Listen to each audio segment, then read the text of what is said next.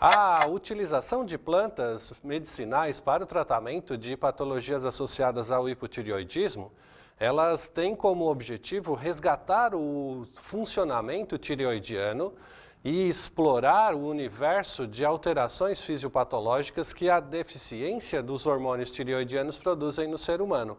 Só para vocês terem uma ideia da importância desse hormônio para o funcionamento do nosso corpo, é ele que mantém o processo de fabricação de mitocôndrias para o processamento energético celular.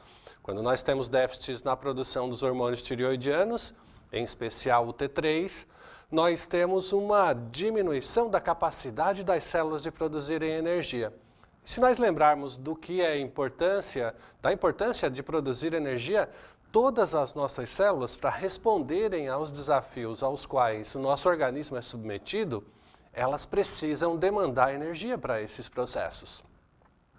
Desde um pensamento lógico, de uma neurotransmissão, de um processo de secreção de hormônios, de um processo de contração muscular, de resposta imunológica, tudo isso demanda energia, que é produzida a partir das mitocôndrias, que são estimuladas nas células a partir da interação com os hormônios tireoidianos, em especial o T3.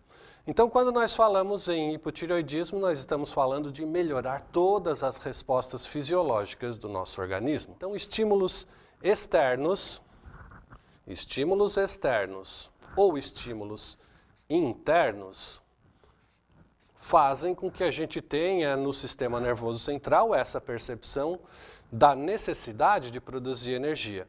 Muito bem, vamos imaginar então o estímulo externo, um estímulo aversivo que precisa de gerar uma luta ou fuga ou uma mobilização energética para responder a esses desafios. Uma situação de perigo iminente, uma situação de estresse persistente, uma situação de necessidade de atividades que demandem energia. Ou internamente, a falta de energia celular, a diminuição da capacidade produtiva mitocondrial ao nível celular para responder a uma demanda energética. Então, todos esses estímulos, internos ou externos, são capazes de ativar o nosso sistema nervoso central e, com isso, levar essa informação até a região do hipotálamo. No hipotálamo, a estimulação desses sistemas de percepção faz com que ele secrete TRH. Esse hormônio liberador, liberado do hipotálamo, interage com receptores específicos ao nível da hipófise. E na hipófise, a liberação de TRH estimulando os receptores, estimula a hipófise a secretar o TSH. TSH que vai gerar uma interação com receptores específicos na tireoide, promovendo na tireoide o aumento da captação de iodo e tirosina e a síntese, a partir desses precursores, de T4 e uma parcela de T3. Grande parte dos hormônios secretados pela tireoide vão ser secretados na forma de T4. T4 livre, periférico, ele sofre a ação de um conjunto de enzimas chamadas de iodinase, distribuídas em vários tecidos, inclusive no próprio hormônio tireoidiano, inclusive na própria tireoide, na hipófise e também no hipotálamo. Vejam que essas deiodinases, elas são selênio dependentes, então a gente precisa, para que elas possam ser sintetizadas e bioativas, de concentrações regulares de selênio. Então a conversão de T4 em T3 pela deiodinase, removendo um átomo de iodo, transformando então o T4 no seu agente ativo biologicamente, que é responsável pela interação nas células com receptores específicos para T3. E essa interação com os receptores T3 nas células promove mitocondriogênese, promove aumento do consumo de oxigênio mitocondrial e promove um aumento da produção de energia. Capacidade e, ao mesmo tempo, níveis baixos de T3 são informação para a hipófise aumentar o processo secretor de TSH.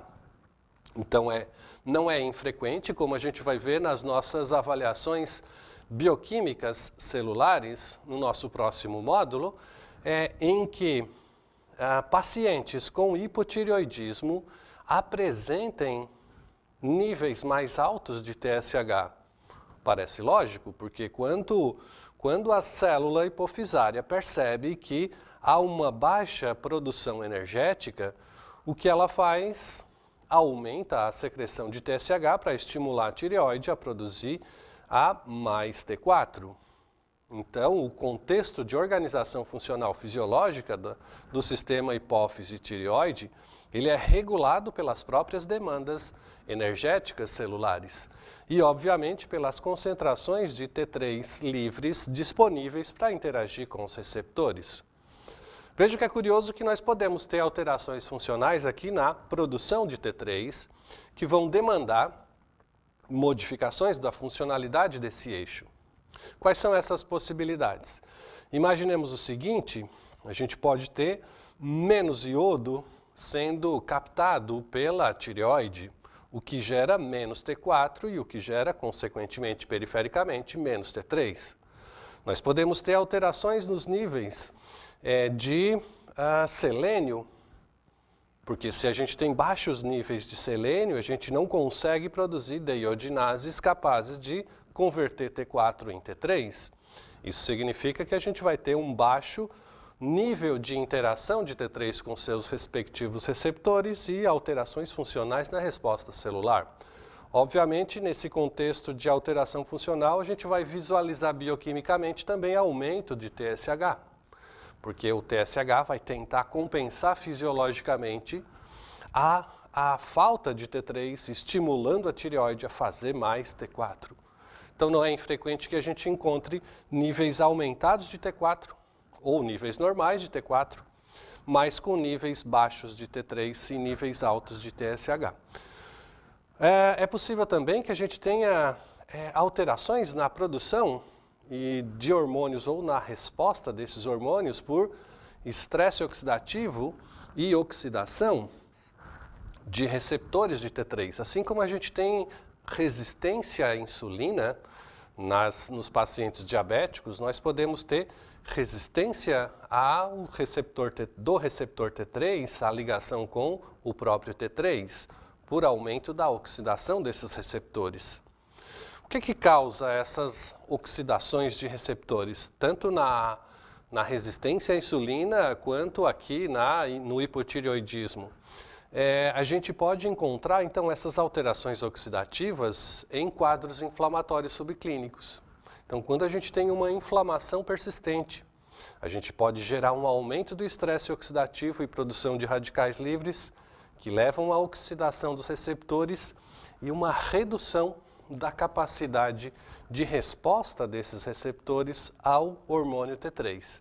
Com isso, a gente diminui a energia produzida na célula e gera todo o contexto clínico associado ao hipotireoidismo.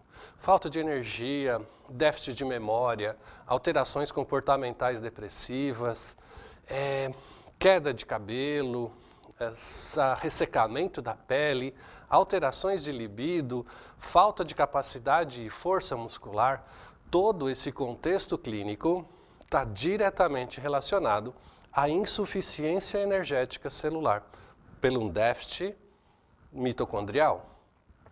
Muito bem, como é que a gente pode efetivamente controlar esses processos? É o que nós vamos ver com o uso das nossas plantinhas. As nossas plantas medicinais que são capazes de ou fornecerem adicionais conteúdos de iodo ou regularem os processos da expressão de deiodinases ou regularem o processo de oxidação dos receptores e ainda estimularem centralmente o eixo hipotálamo, hipófise e tireoide, com isso restabelecendo o padrão funcional.